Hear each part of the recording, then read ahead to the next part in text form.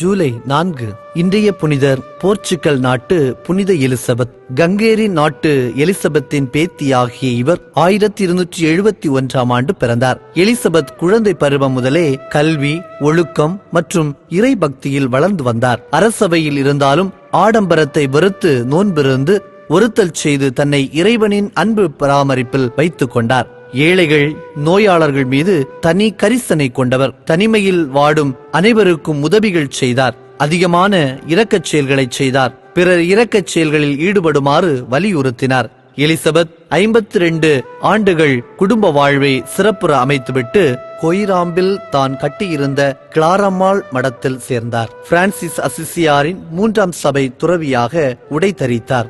ஏழைகளுக்கும் நோயுற்றோருக்கும் தன் வாழ்நாளை அர்ப்பணித்தார். இவர் தள்ளாடும் வயதிலும் தன் குடும்பத்தில் மட்டுமல்ல, தான் வாழ்ந்த பகுதியில் ஏற்படும் குழப்பங்களை சமாதானம் பேசி உறவை வலுப்படுத்தினார். 1336 ஜூலை 4ஆம் தேதி எலிசபெத் இறந்தார். கோயிராம்பில் அடக்கம் செய்யப்பட்ட எலிசபெத் எண்ணற்ற புதுமைகள் நிகழ்த்தி மக்கள் மத்தியில் சமாதானம் தலைத்தோங்க வழி செய்தார். எனவே இவர் புனித நிலைக்கு உயர்த்தப்பட்டார். இவர் அமைதியின் பாதுகாவலர் என்றும் அழைக்கப்படுகிறார்.